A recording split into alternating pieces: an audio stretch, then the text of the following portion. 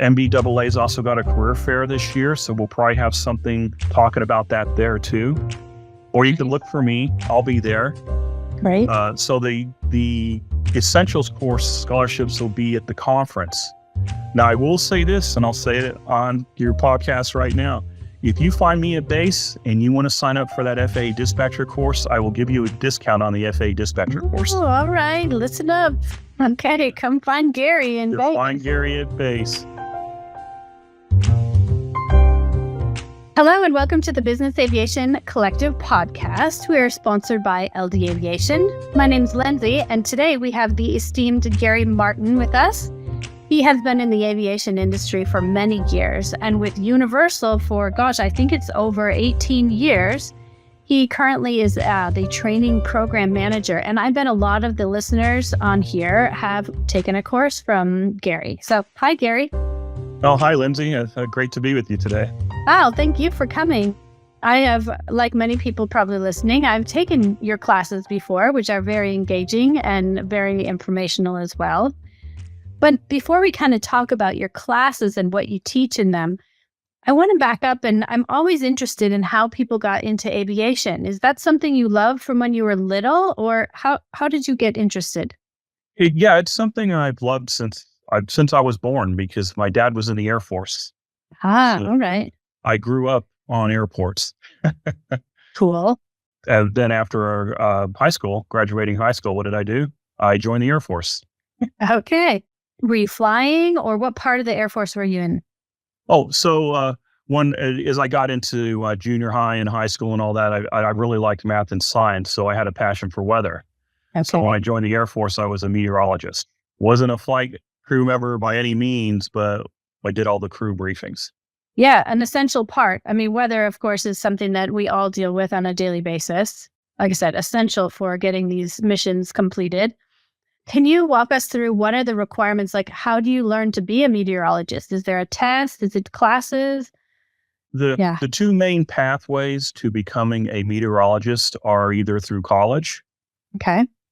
And there's many you can go through, and there's different types of degrees in meteorology. There's the journalism type, where you're going to, maybe you have a path to be on TV. Yeah. Right? There's the aviation path, of course, and there's some great aviation schools to get a meteorology degree or aviation degree in weather. And then, of course, you just have your more scientific. It depends how far you want to go in weather, right, as far as the education side. So that's kind of the college school path, so to speak. The other main path is the military. Okay. For example, you join the Air Force. It's one of the more lengthy schools in the military for people to go through for obvious reasons, right? Sure. And once you complete your training in the military or the Air Force, and then, of course, you're stationed at a base and you're going to be briefing the air crews and so forth. Experience is key. So what you'll find is if you're leaving the military, a lot of organizations tend to substitute 3 to 5 years of experience for the full degree in weather. Okay. So that's your two paths, either through a college or through the military. Interesting. Okay. Sounds good. So I see, like, on your background here, it looks like you have both. You have military experience, but you also have the College of Air Force, or is that kind of the same thing? Well, they are two different things, but I was able to take I started in the Air Force with my meteorology training. Mm-hmm. And on military bases, especially the Air Force, Embry-Riddle is embedded on all the campuses. Sure. And I was able to take Embry-Riddle classes and courses to complement what I had done in the military to complete a degree in aeronautics. Got it. Okay. All right. So that's where you're staying. If you do some time in the Air Force, and you can kind of transfer it over, kind of like another college. Okay. I'm following you there too. Embry-Riddle. So Embry-Riddle, was that all online at that time, or did you have to go to like the Daytona Beach section? It was, they call Embry-Riddle Worldwide. So it was a combination of classroom, where I was at, mostly actually Houston at the time, and then a few online classes to help finish the degree up in a timely manner. Nice. All right. Very cool. All right. So you've gone through, Air Force training, you've gone through Embry-Riddle training. Where did you go after that? Well, once I got to Universal Weather and Aviation, I started as a meteorologist at Universal. And at the time I did aviation weather and I did marine weather. Oh, right. Because they have two sections. I sometimes forget about the marine side. Yeah, we spun off the marine section many years ago. But at the time, but back in the day we had both. Because now, many years ago we decided our focus needed to be the aviation side. So that's kind of where I stayed, of course, because aviation was my niche, right? Yeah, right. Which I liked very much. And as my career evolved, I got more involved into the flight planning side. Okay. I wasn't a full-blown official flight planner, but I got the knowledge of flight planning, so to speak, and was able to combine that with weather. And as all that is going in my career is evolving, Universal started an FAA Aircraft Dispatcher Certification course. Nice. When they started that, they also needed someone that had a background in aviation weather, because that's usually one of the more challenging parts for individuals in the courses. Sure. Yeah. And here I was. I'm like, oh, hey, I'll help out with that, right? So for my first exposure to an FAA dispatcher course was the weather side and helping out the main instructor of the course. He'd focus on the weight and balance and so forth, flight planning side, and I would help out with the regs and weather. Okay. And then, as you can imagine, over time it evolved as I got more and more involved with the other topics. Mm-hmm. And then next thing I know, I'm doing the full-blown course. Oh, that's really cool. Have you really been with Universal? Is it 18 years? Oh, no, it's over 25 now. Over 25. Yeah. Now, boy, I was really under that. Okay, 25 years. You have seen a lot of change and growth with Universal. Sure. I've had kind of two careers at Universal. I had the meteorology, the aviation weather side and so forth, operations. And then about halfway through my time at Universal, I started transitioning over to training. Because as I got more into the training side, helping with the dispatcher course, I started doing in-house meteorology training and in-house flight planning training. And as I'm doing all this training, your self-development never stops. Your education never ends. I started taking instructional design courses, facilitating courses. And in most recent times, as you mentioned, things change, and I've seen a lot of change. I started taking virtual training courses on how to develop and present virtual training, how to develop e-learning courses, how to present them. So the biggest change, I would say, is technology over the years. That's a great thing that you just brought up. I was going to ask, what did maybe meteorology look like 25 years ago when you were starting?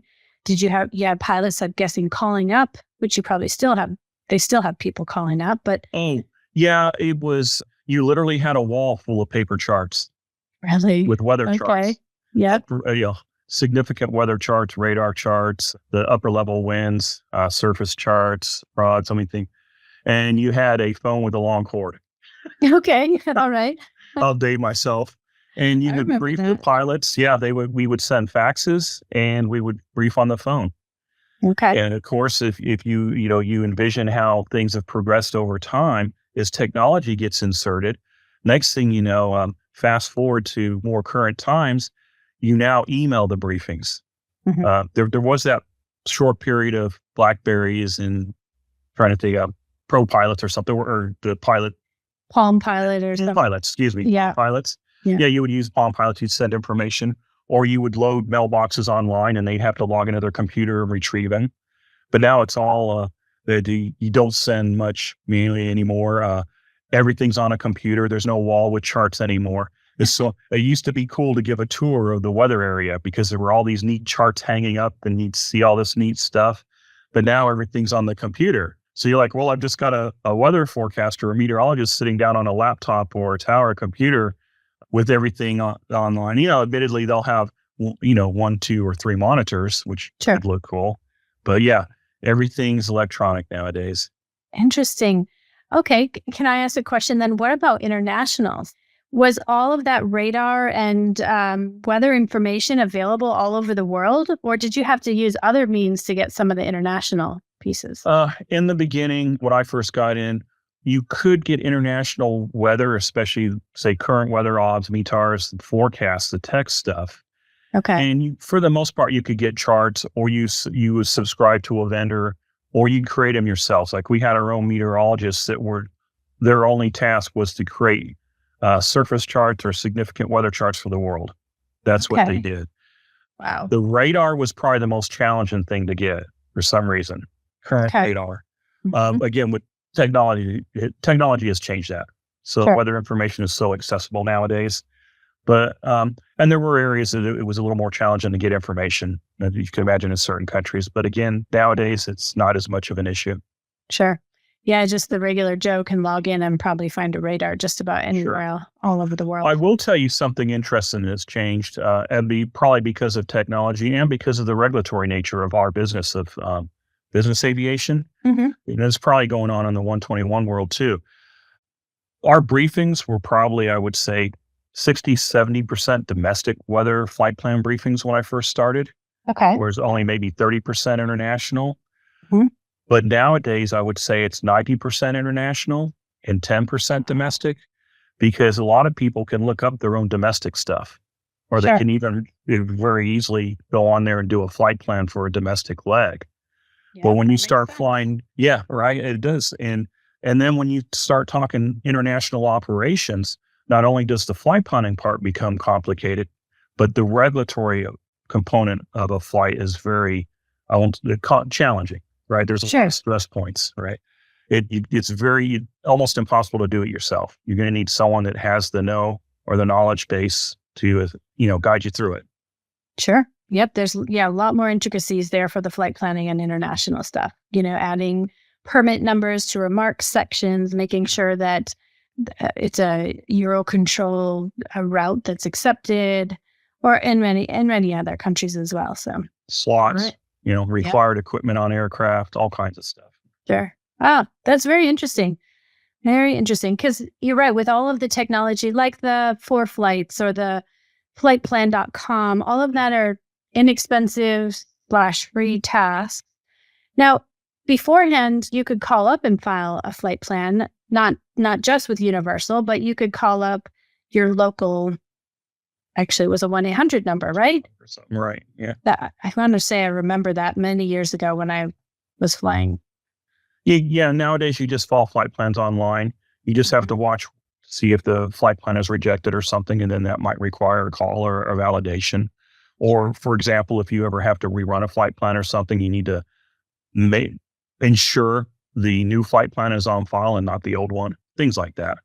Very true, right? Because you certainly don't want, taxiing out saying cleared as filed and flying the wrong route. Right. Yep, that does make sense. Yep, very cool. Well, great. So that is kind of a difference between then and now. And over the years, what about training? Training when you started versus training now? I'm going to guess a lot of it was in-house, like you had to be there in person, compared to now you have some online stuff. Oh, yeah, that's a good point. I mean, it was literally when I first started, it's like, oh, here's your desk and here's a little book with about, 8 pages. The F1 button does this, the F2 button does this, and this is the fax machine, and you hit 9 to get, things like that. And a lot of it was OJT in person, of course. Really, you were shadowing somebody to show you how to use the basic stuff you had at the time, and then of course get used to the briefings. And I was used to being on airports, just as I mentioned, I grew up on them, but I was on military airports. I could tell you all about the military all day long, but I couldn't tell you anything about business aviation.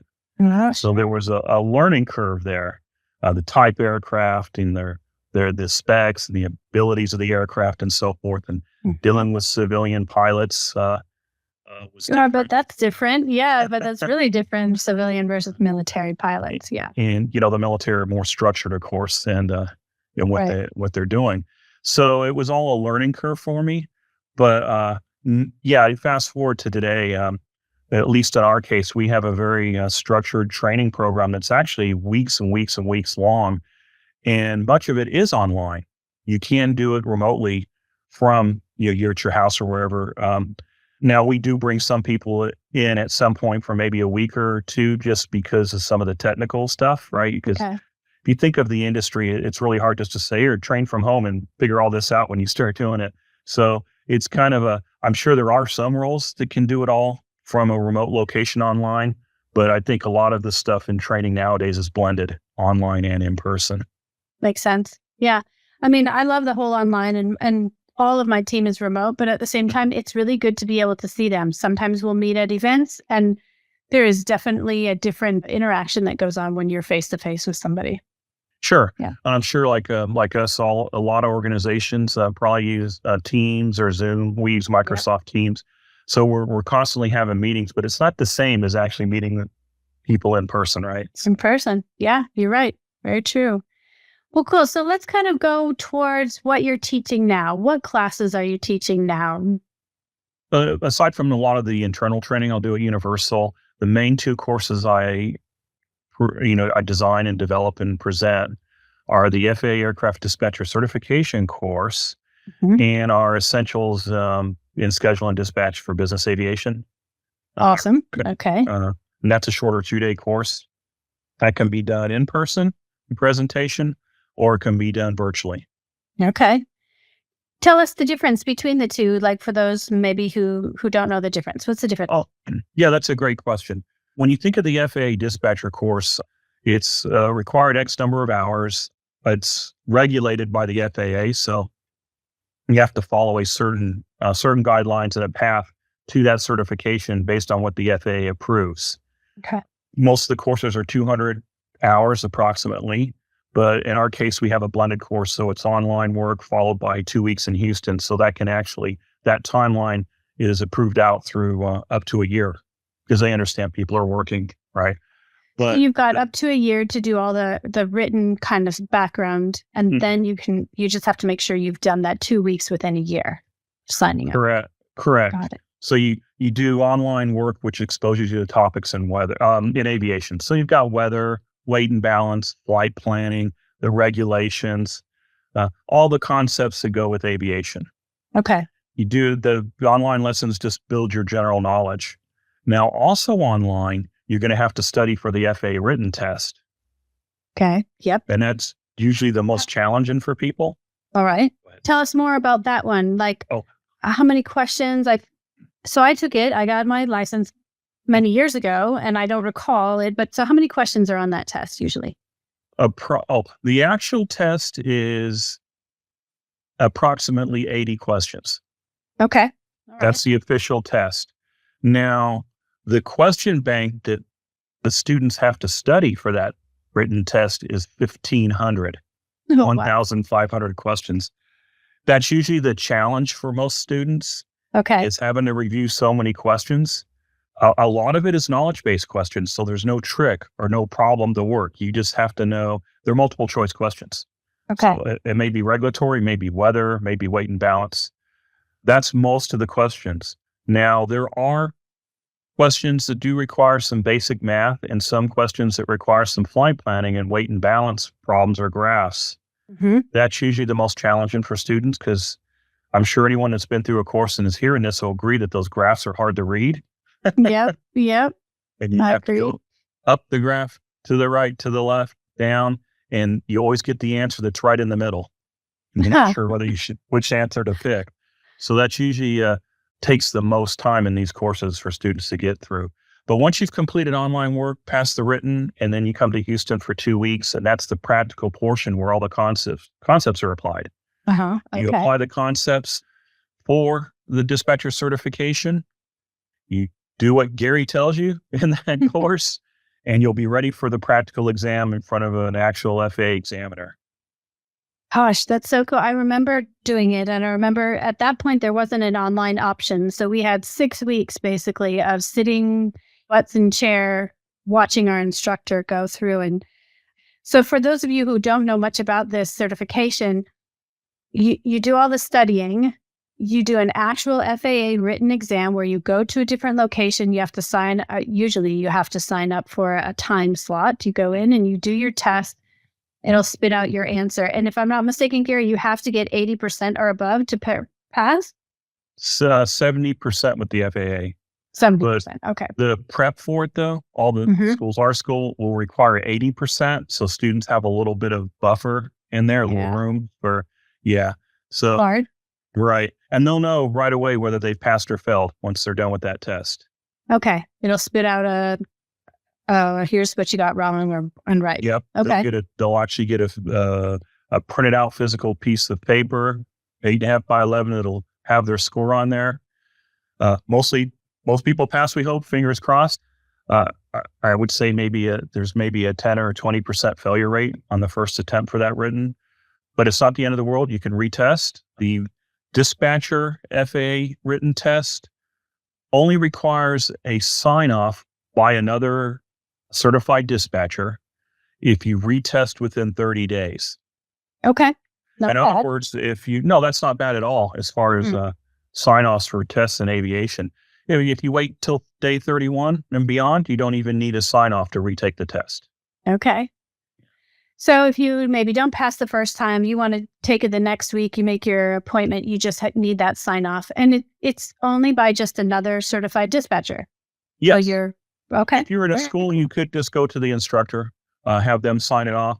But if it's easier, especially if you're doing online work and you don't want to have to send mail or FedEx back and forth test sheets, if you know someone and you want to admit to them that you didn't pass the test and they're certified, you can just have them sign it. And a lot of people do that.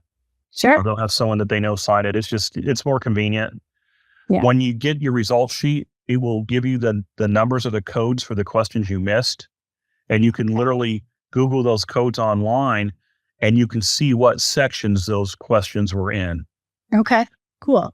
And the reason that's important is you know which parts to go back and study.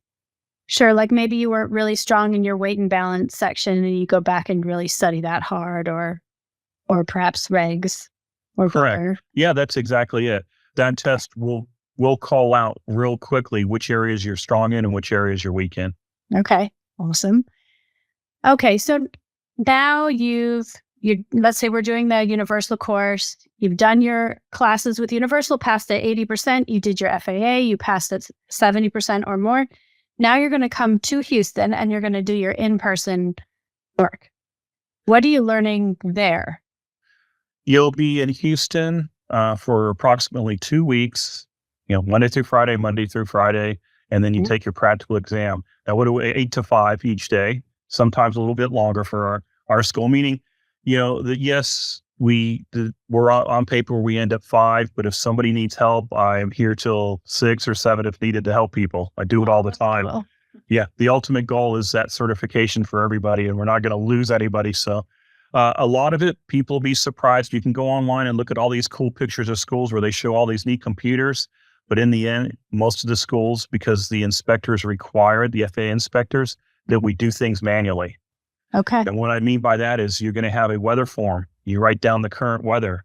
Now you do have a computer. You look that up on the computer. Look up the METAR for your departure, destination, airports, alternates. The same thing with the TAFs. You look up high reps. You're looking up significant weather. You are doing flight plans. Oh, I have a question about the flight plans. So when I was going through it, it was using a 737 as the base aircraft, like to practice on. Is that still correct? Yes. There are a couple schools that may still use a 727. Okay. But most of the schools have all switched to 737s now. Okay. Their series may vary, some of the older models or newer models. In the end, the concepts are the same on what's being taught. It's just the hardest thing is getting the performance information for the aircraft that you can use in the course. You would think it's easy to go online and get, but it's not. Okay. Makes sense. At least not nowadays, maybe years ago. Because you're going to look at weight and balance. You're going to have a weight and balance sheet you fill out. And going back to the flight planning, the cool part I like is we use something called an E6B, electronic E6Bs Oh my gosh, nowadays. Yes, I do. And actually the regulations will For allow those of you who are to listening, use I'll that put a on link an to FAA what an practical E6B exam. looks like. Really? So you can see. Yeah. Oh, great. However, I'll I'll tell you what for our sure, examiners say. our Examiners, love it. all the examiners love that thing because the examiners will say, yes, you can use that electronic E6B on there, but I'm also allowed to ask you to show me how you do the calculation on the old school E6B flight computer. Okay. And You just can so, do it, but just in case. yeah, you still maybe you need to know should. the old one. He or she will want to see it's how we do our true airspeeds to knots, how we do our courses. We account for the winds, this wind speed and wind direction. We're doing a lot of conversions, time and distance, fuel, all on that E6B. That's how we do all our flight planning calculations. I have no idea how that E6B was designed many years ago, but it's an amazing manual tool to do all of your flight planning. It sure is. And you twist one way and this road, this, circle goes this way and the other circle goes the other way. It's been a long time since I even thought about that. That's so funny. And then we have we do the flight planning course. And then at the end, we fill out a dispatch release. And just so people become more familiar or are aware of what a practical exam entails, they're not as long as they used to be, Lindsay. It's shortened a little bit. Okay. They're 4 to 6 hours long. Yeah. And there you go. Right. Well, I remember that being a long day. As a student, you'll come in the morning and you'll start your practical at 8 or 9. And the next thing you know, it's 2:00. And you're like, what happened to the day? Where did it go? Yeah. Half of the practical exam is completing all those forms. The examiner will give you a canned package of weather and flight planning and weight and balance information, and you'll have to fill out all those forms, the weather, the weight and balance, the flight planning, the dispatch release, a route, and the flight plan and so forth. And you'll have to discuss all that information after you fill out all those forms. And the goal is to complete the forms in 2 hours. Okay. Now, to give you an idea of how much you're doing, because the courses are all a high volume of information, is the first day you fill out those forms, it'll take you an entire day. It'll take you 8 hours. Okay. Yep. And as you go through the 2 weeks, the goal is to get down to 2 hours. Wow. Okay. And it's done. People do it all the time. They get down to that 2 hours. Now, does the examiner come in with an egg timer and say, stop at 2 hours? Not really. Then what they'll do is they'll see where you are at 2 hours. And if you're within, 15, 20 minutes of finishing, they're going to let you finish. Okay. Now, if they come in at 2 hours and check on you and you're only on the first sheet of paper or first form, then that's a different discussion. Yes. Now, in addition to having, say, 2 hours to fill out the forms, then you've got another hour of explaining all the information and numbers you've put on that dispatch release. You're going to have an encoded route written down. You're going to have an en route time on the sheet. You're going to have fuel on board, minimum fuel required. You have the weather, have all this information done. And just so everybody understands, the dispatch release is like the output on your computer. It's the final result or culmination of all the work you've done in the background. As soon as that examiner looks at that dispatch release, they know right away that your numbers are right or wrong. Sure. And there's some latitude. So they know exactly where to home in on. But what they're looking for is you to tell them that. Okay. So you're going to have to show them your flight plan, your weather, how you did the information. You're not going to have to go through every field, but they're going to have to see, show me how you calculated your ground speed. Mm-hmm. Show them how you did a segment fuel. Okay. How did you do segment time? All on that E6B. And a lot of times they're looking at that information and they already know the information is incorrect. Sure. And the key to a practical exam, just so everybody knows, it's possible to get some information wrong and still pass that practical. Okay. What the examiner is looking for is when you show that examiner how you've done that work and you realize you've done it incorrectly, you need to tell the examiner because they already know. Okay. Good. What they're looking for is understanding. Okay. And once you realize you've done something wrong and you understand that and you let the examiner know that will help and that'll go a long ways. Okay. Good to know. All right. So how long is that part of it? The explanation? Did you say an hour? Or about an hour. It can vary depending on the examiner. Now you've got, that's 2 hours to complete the forms, an hour to talk about them. What else are you going to talk about? Mm-hmm. Well, the examiner, when you're in the courses, depending on the format of the course, but ours, your homework one night's going to be regulatory questions. Another night, you're going to have aircraft systems questions for homework. Another night, it's going to be airway charts. Another night, it's going to be weather. And on that other couple hours of the exam, the examiner is going to pull out a high altitude en route flight planning chart. Okay. And having you explain the symbols and the meaning of those symbols on that chart. Do you have to drill really far? No, but again, it's a function of a high volume of information and being able to talk about what that piece of information is. But for example, the examiner might even pull out a low altitude en route chart, and he might ask you, what's the altitude top of this chart? What is the altitude? Okay, it's below 18,000 feet MSL to the surface, something like that. Or the high altitude en route chart as 18,000 feet MSL to 45,000 feet, stuff like that. Mm-hmm. Oh, what are those? What are Q routes? What are things like that? Those are RNAV, right? Different things like that. Now, he might not just ask them like that. It'll be more of a conversation. Okay. Sometimes you won't even realize you're answering questions. He's kind of pulling concepts together and having you apply them to what you were doing. Mm-hmm. I thought that I really like that information. Now, I don't know if I could pass it anymore with all of the, because I don't use it, but I thought it was fascinating to be able to really pull out those charts. So, I mean, you're actually looking at real charts and you get to look exactly at what the pilots are looking at. You do. Our examiner loves the instrument approach procedures, the IAPs. Yeah. That just intimidates the students so much. And he'll ask you what the weather minimums are. What's the decision altitude or height? Where's your final approach fix? So when are you officially on your precision approach? When are you officially on the non-precision approach?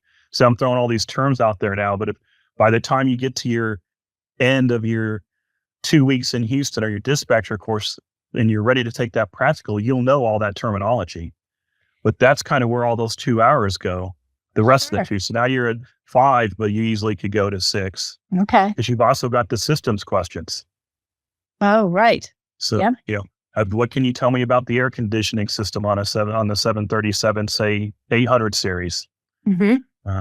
What about the, let's say icing, Sure. And how does that affect the rest of the system, flight plan, et cetera, MELs? Sure. And good point. MELs, that's a great thing to mention.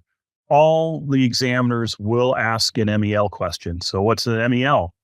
A minimum equipment list, right? That's where if something's inoperative, broken, say, on an aircraft, you pull out the MEL for that aircraft and you look up the part or the system, and it gives you the criteria that allows you to still operate that aircraft, or maybe you can't. Yep. So, you can have limits to the altitude, right? Depending on what's out on the aircraft, or you might have to add additional fuel. Or certain weather. Maybe certain weather. Go into any weather. Correct. And one of the common ones examiners like to use is an MEL that tells you that you cannot go into any known or forecasted icing conditions. Mm-hmm. So, of course, on the practical exam, they're going to throw icing into the weather. And then they're going to give you an MEL that says no icing. So now, if you realize that at the beginning of the flight, says if you have an MEL that requires you to do something or can't do something, and you realize it at the beginning, and you say, well, I can't dispatch the aircraft, the examiner is just going to smile at you and go, that's okay, but I understand that, but you still need to fill out all these forms. Sure. Yep. You just don't sign the dispatch release at the end. Okay. Good point as well. Right.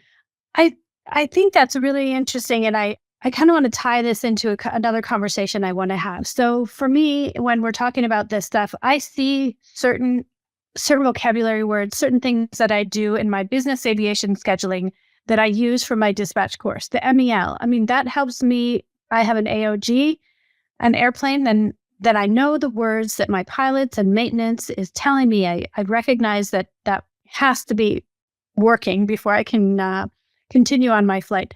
That helps me. The weather on the IAPs that you were talking about, part of what we do on my team is to make sure that the airport is ready and usable when we take off. That helps me in those decisions. So I use much of that knowledge that I learned many years ago in that certification in my day-to-day job now. But let's kind of look back. What if you decided you're like, I just don't want to do a full dispatch certification. Maybe I don't have 6 weeks or something I'm not interested in doing. What else do you guys have? Yeah, so you could actually tie that to our essentials for scheduling and dispatchers and business aviation course. That's our 2-day course. Mm-hmm. We do it a lot of times at the Schedulers and Dispatchers Conference. but we also do it online virtually. Because you have a good point of bringing that up. Because on the FAA side, we're required to teach along the 121 side. There is no certification from the FAA for business aviation, at least Part 135, Part 91, and so forth. But the concepts all still apply. But say I'm in business aviation and I'm not sure about getting a full-blown FAA Dispatcher certificate, but how can I learn about business aviation? And that's where that other course comes in that I have is our 2-day course, Essentials for Scheduling, Dispatch, and Business Aviation course is not regulated in any way. In other words, we put in what we want to put into it. And of course, being Universal Weather and Aviation, it's a business aviation course. Sure. Yep. And our terminology, our scenarios, what we talk about all is aligned to the business aviation community.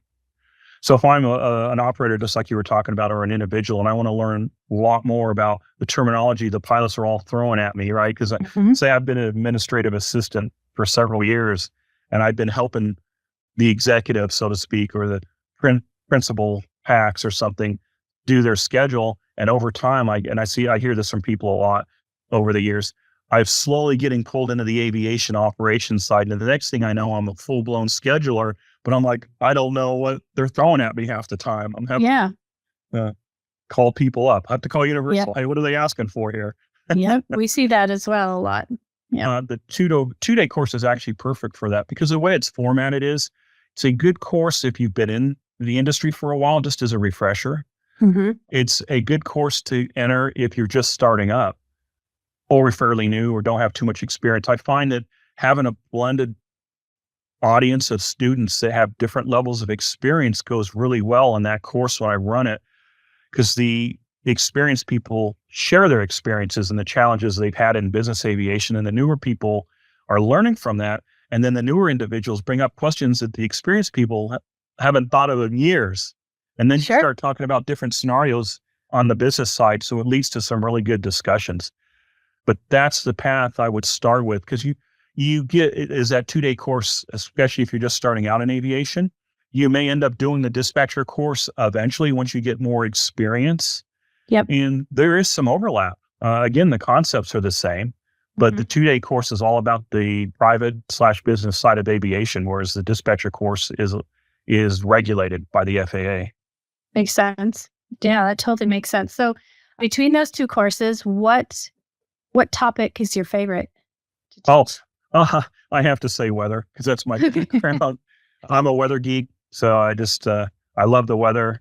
Even though I'm in a different career now, more of the instructional design and teaching the development of the material and presenting it and all that good stuff. And to me, business aviation is so cool. But once you're a meteorologist, you never forget it. So sure. Yeah. And I think it's so helpful. I mean, we have a meteorologist on our team that he's awesome. He can tell our whole, I guess, group where to watch out for, where are the hot spots in the US or even internationally if we're running internationally. So I love that experience. That was, I will have to admit, never my forte in that section. But what you'll find too in business or any aviation, it doesn't matter what you're in, just could be the military, could be commercial, could be private. One of the showstoppers people have little control over is the weather. Now, when we talk about, especially in the 2-day course, we have scenarios where, hey, we've got this challenge. It might be parking, it might be hangar, it might be permits, or it might be you forgot your passport, things like that. Those to me are easy to talk about because there's solutions to those, right? You find a way. You can get the mission accomplished, so to speak. However, when it comes to weather and the airport's below weather minimums, that's a great scenario to bring up that I need to build in more because one, I like the weather, but two is what do you do? You're halfway across the pond and the airport shuts down because it's below weather minimums. The UK, Northern Europe is infamous for IFR, but not just IFR, but low IFR, especially in the wintertime. What do? You go halfway across the pond and you realize, okay, now I can't go to my destination airport. What do I need to do if I divert? And that's another great discussion. I have to divert. What do I do now? Right? Oh, I love that. Yeah, because, and then if you back it up even further, did you have those contingency plans in place prior? Did you talk about that prior to when you actually took off so that you're not talking about it as you're trying to cross the pond or something?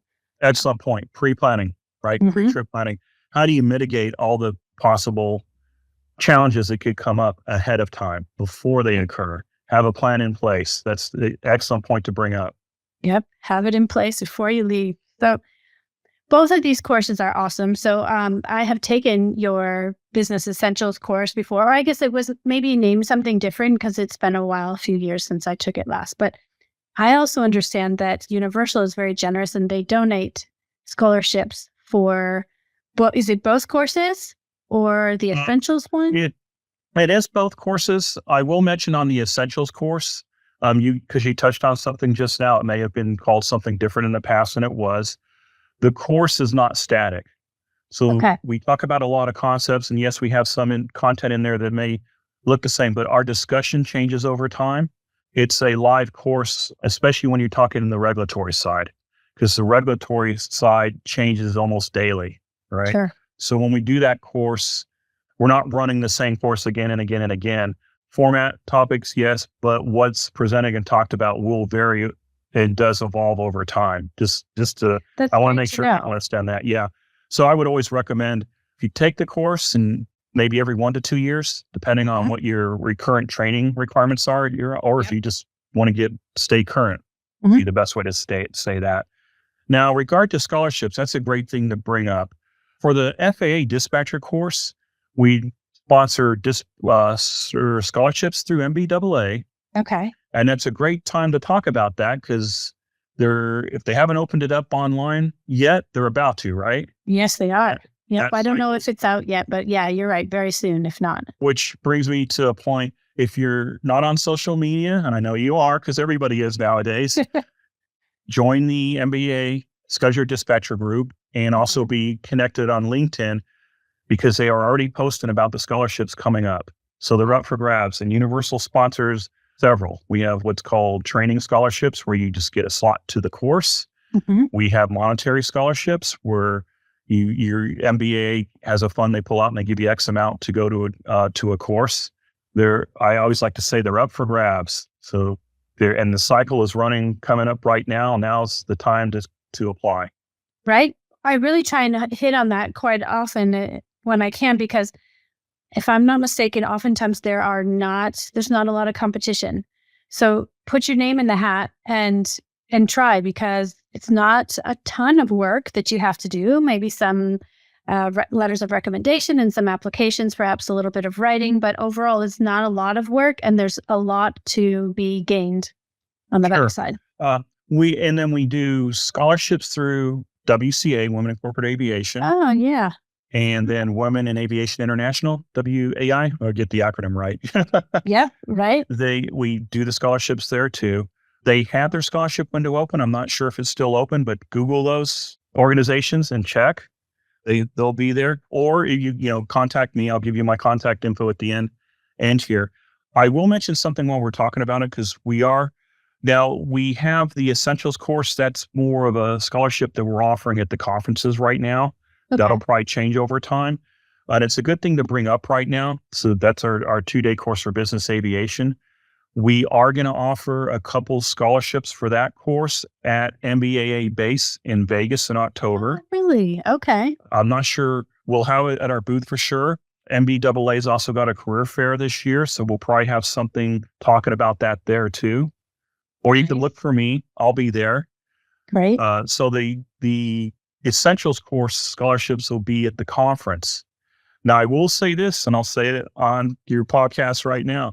If you find me at base and you want to sign up for that FAA Dispatcher course, I will give you a discount on the FAA Dispatcher course. Oh, all right. Listen up. Okay, come find Gary in Vegas. Find Gary at base. And you register for my Dispatcher course, I will give you a discount. Nice. Okay. That's a great one. Okay. That's a wonderful option. I mean, discount anywhere is great. Additional training anywhere, anytime you can get it is also great. Scholarships are great. And you, alongside, with the Universal, offer all of that. Right. Cool. Yeah. Now, regarding schedules versus dispatchers, right? Yeah. If we can touch on that just for a minute. Yeah. And of course, in the commercial world, if you work for a 121 operator, you have to have your FAA Dispatcher Certification, and they train you when you go to work for those airlines on the type of aircraft that they dispatch, right? You get special training there. When it comes to the business aviation world or private aviation, 91, 135 and beyond, schedulers, dispatchers, the certification on the FAA side isn't required. So it's an interchangeable term is what I'm saying. Scheduler and dispatcher, you're really doing the same duties. Right. Does it hurt to have a dispatcher certification? No, because I'm going to say that because I have a course, right? It does. Learning never ends.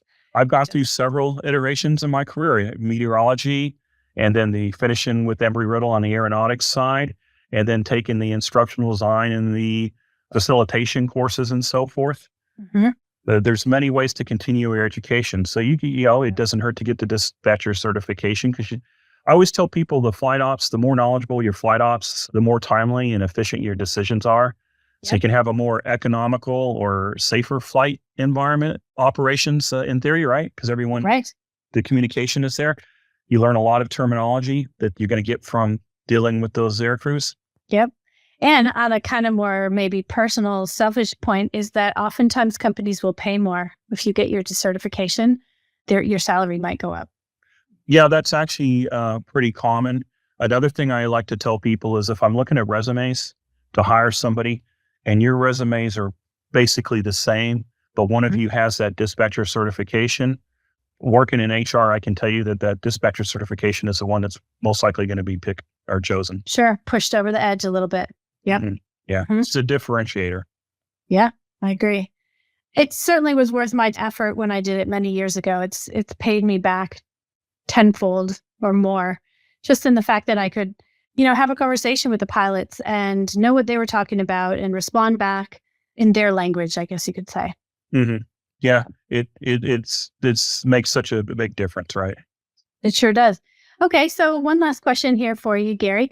If you're meeting somebody new or somebody's new that's listening to this podcast, what would you suggest them do to get into aviation or even more into aviation? Oh, more into aviation. I would look online. I would get into LinkedIn and I would look for the groups that are schedulers, dispatchers, or if you're interested in something beyond that, could be a pilot, right? Could be mechanics, right? Flight attendants. There's groups for them. LinkedIn, Facebook. Get into those groups. Get networked. Nice. Now, good suggestion. If you're looking for that first job right out of high school, literally look for jobs at the airport. And on the private side, I would say, look at those FBOs. I talked to so many people that started at an FBO that had never been in aviation. Yes, I agree. And over time, the next thing they know is they're meeting these corporate flight pilots or schedulers. They're meeting people in aviation in different roles. And they find a little bit out about the role. And next thing they know, they're working for a flight ops, just the hangar next door or across the runway, right? That is very common. I hear that story all the time. That's partly my story. Now, I did come in with aviation, so I knew that I wanted to be in aviation, but I didn't. I went from airline to an FBO, and from there, I went over to Part 91, which is where I've been for 20-some years now. Now, another path, a lot of people don't think of this, is kind of the logistics side, where you could start for a Universal Weather and Aviation, and you're kind of arranging the services or you're providing information. A lot of people come to Universal. I did. I'll hang out here 3 to 5 years. I'll go somewhere else. And here I am 25 plus years later. Right. I love this place. We have a lot of people that come here and they stay. Right. We get a lot of people that come here and they're just starting out in aviation and they learn a whole bunch really fast, especially in obviously private business aviation side. And then they make the jump and they go work in a flight department somewhere. Well, and it sounds like we have you to thank for that a lot, because it sounds like you also do a lot of the internal training. Oh, yeah. I'll do internal training. I help with especially the recurrent training for weather. I helped with the flight planning training that we're doing here. I even cross over to things that are outside of the aviation side. I help with our IT training or compliance training. So there's training never stops. Our No. UA offices, our Universal Aviation offices overseas, I help with their SMS training Oh, yeah. Okay. Cool. because there's certifications with that too. That's important training. It is. It sure is. Well, Gary, that has been a great chat today because I really think that many people don't know what actually entails the certification process for a dispatcher. Also, great to know that maybe that's not where you start. Maybe you start with the essentials course, or maybe you start at an FBO and learn some of that, and then you work your way up into that certification if you want. So, what if somebody had more questions for you? How would they find you? I would say the three main ways to find me: LinkedIn, Okay. my email, garym@univ-wea.com. Or if you're at the conferences, go to Universal Weather and Aviation's booth and say, "Where's Gary?" And you can find me there. That's awesome. Well, Gary, I will be at base and probably at S&D as well, so I'll definitely catch up with you there. Thank you so much for your time. I really appreciate it. And I can't wait to hear of all the people who stopped by your booth to get a discount for that certification class. Oh, yeah, definitely look for me in Vegas. I look forward to seeing you there, Lindsay. Wonderful. Thanks again, Gary.